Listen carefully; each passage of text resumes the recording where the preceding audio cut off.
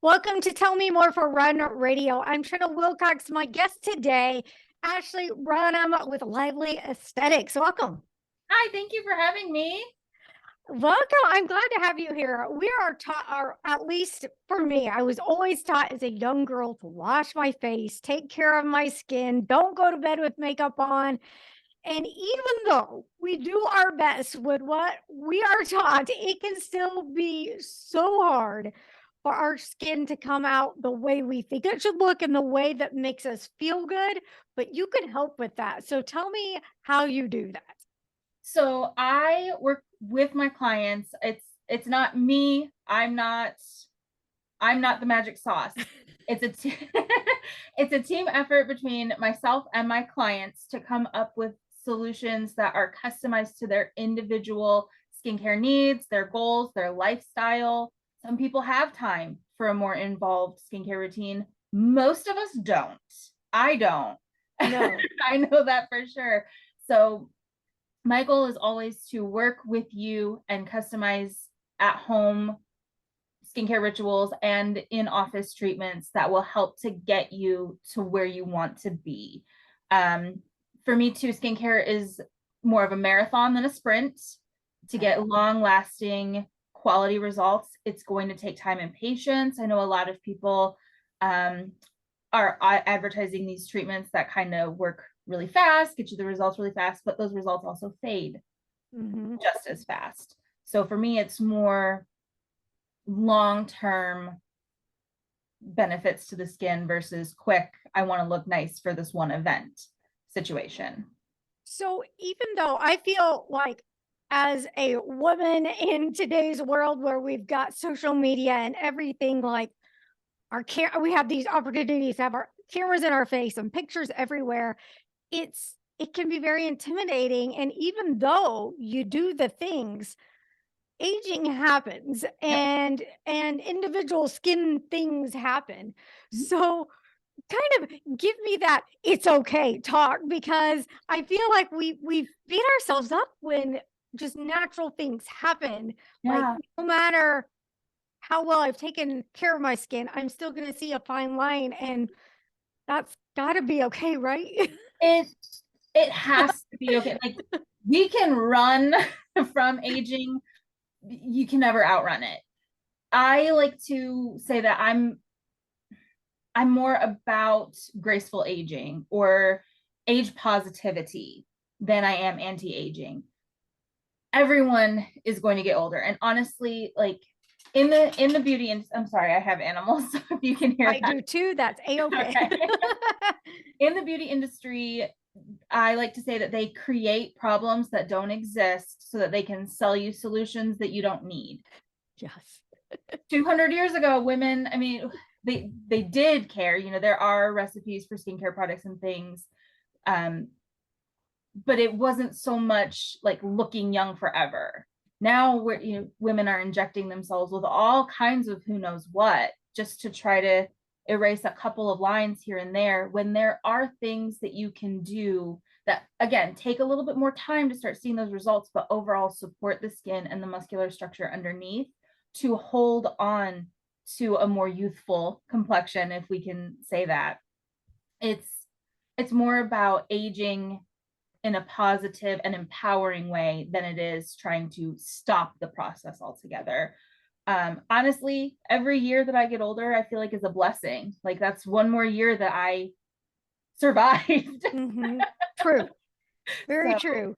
But we do also want to look our best. So, what yeah. are some of those things that you can recommend that we be doing at, in our teens, 20s, 30s that will set us up for better results? Yeah.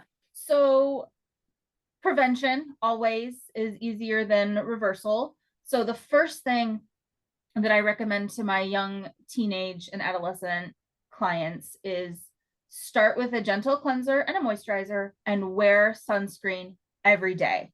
I don't care if it's the coldest, dreariest day in the middle of January, wear sunscreen because there's still UV rays coming in through those clouds. If there's snow on the ground, it's reflecting and bouncing back up onto you and it's magnified.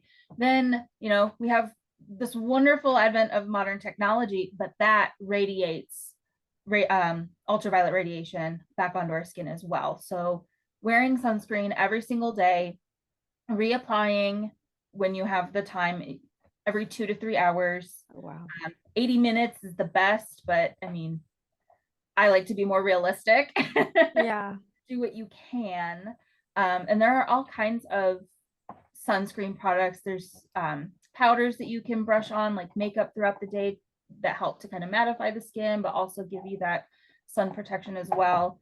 Then the next step I recommend, once you get a little older, using an antioxidant in your skincare. So some type of either vitamin C serum, green tea extract is really good. CBD is one of my personal favorite antioxidants. I like to call it the superior antioxidant, just because we do have a whole system in our bodies, the endocannabinoid system, that works with cannabis and its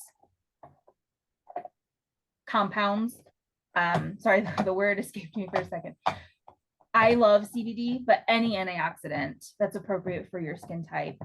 It just helps to kind of slow down that free radical damage. And then facial massaging.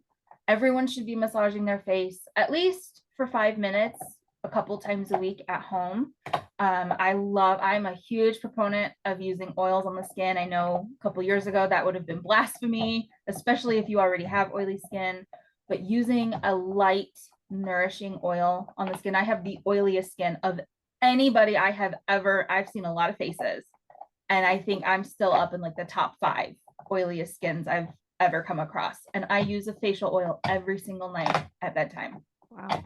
Without fail. And I just massage it in. And massaging helps to stimulate that circulation. It brings oxygen to the skin. It breaks up the fascia, which fascia is the connective tissue that sits between the skin and muscle.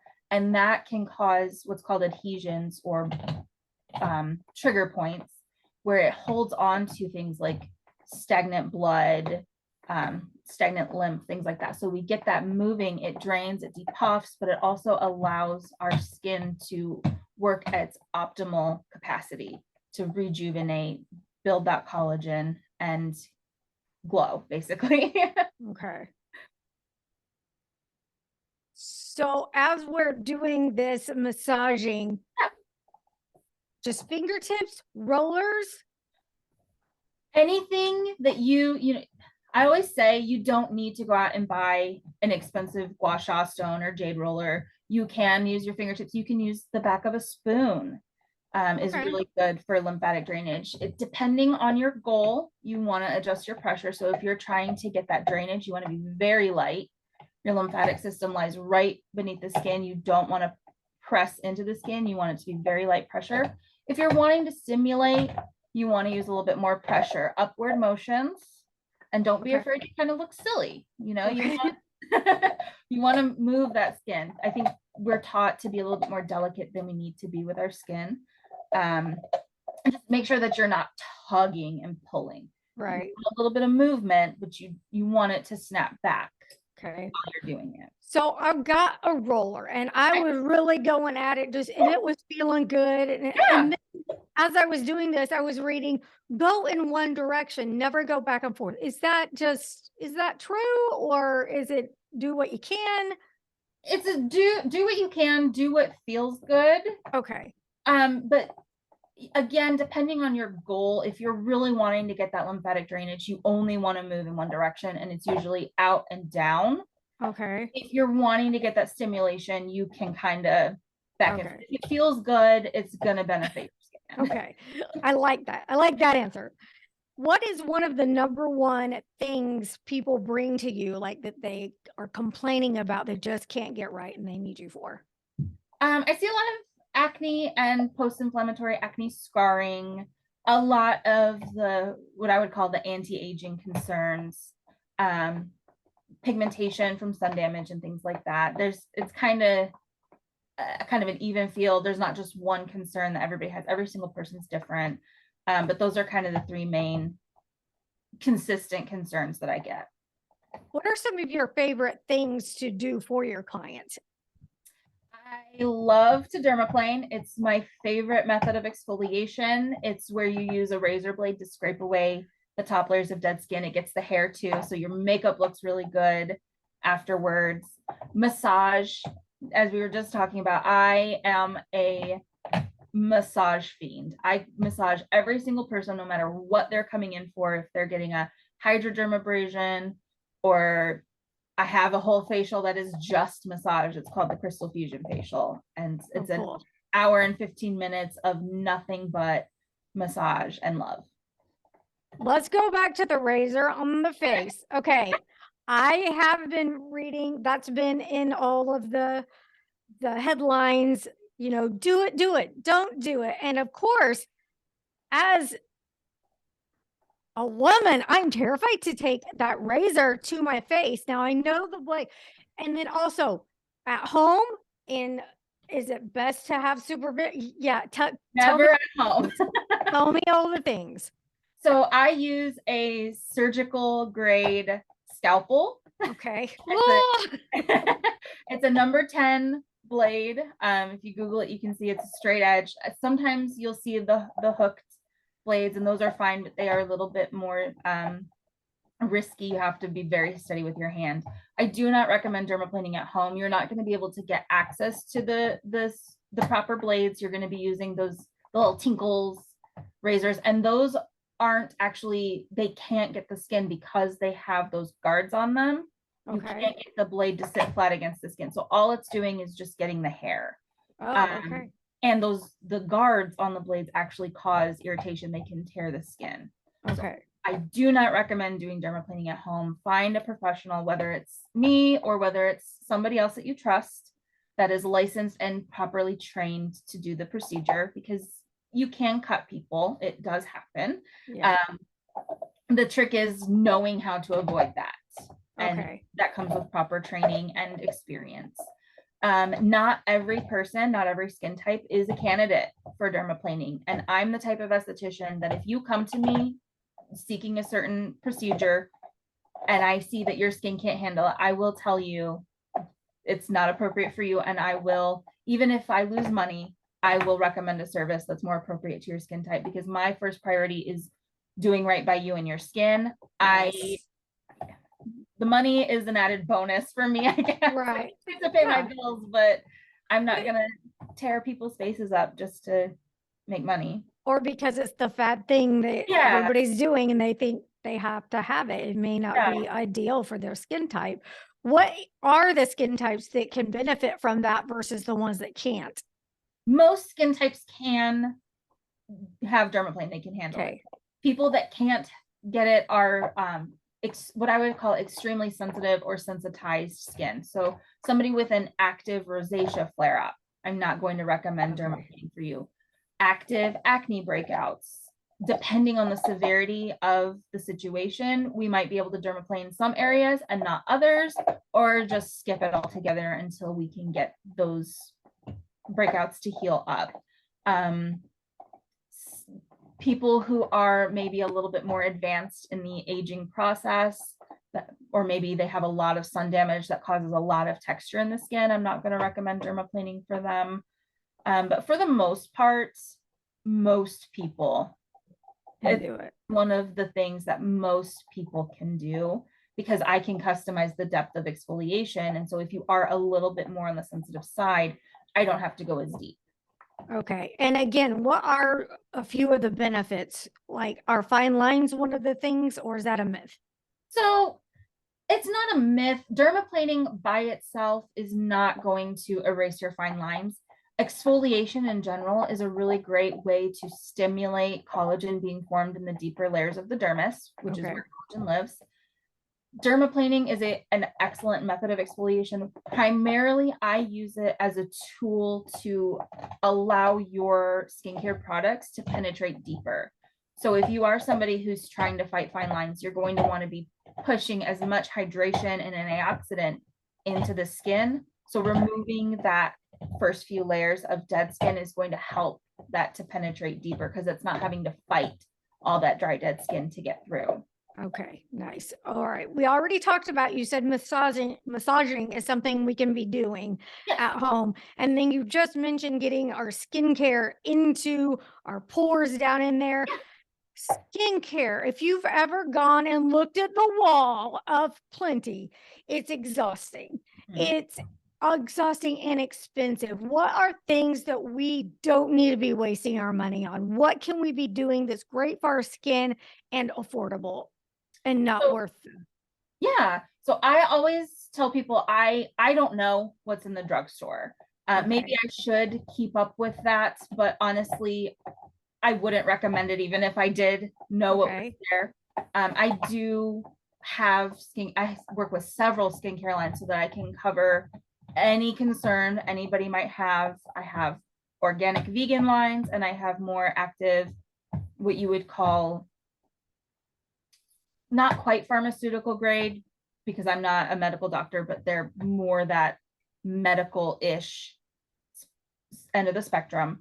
I just recommend everyone start out with a good skin supporting cleanser. I'm not a big fan of like the heavily exfoliating cleansers like packed with salicylic acids or benzoyl peroxides. Those are good on occasion if your skin type requires it, but for the most part, I like a good creamy cleanser. It's going to be nourishing to the skin. It's going to get that makeup and dirt, but it's not going to strip your skin of the oils that it needs to stay healthy. And then a good either a hyaluronic acid or antioxidant serum, which a lot of serums now they come kind of cocktailed, so they'll have your hydrating ingredients and your antioxidants in one. And then a moisturizer that's appropriate for your skin type, and then SPF. So a very simple, streamlined approach. And then you can add things as you get kind of in the groove. You can add a toner if you feel like it's necessary. It's not always necessary. It's a good, I call it a bonus step. You can add different masks and things, but none of that is what I would call essential. Okay. We've talked a lot about the face. Do you do a lot with skincare for the body, or do you just focus mostly above the neck? I do focus décolleté and up. So Okay. we always say that your face stops at your nipples when you're doing your skincare routine at home. Bring it all the way down. I have been looking into treatments and products to use on the body because that is an area that is very neglected. I do have a body scrub. It's a body glow treatment that I offer. I currently right now I don't do a ton with the body. I do have a couple treatments. One is I call it a vajacial. It's an ingrown hair treatment for the pubic mound.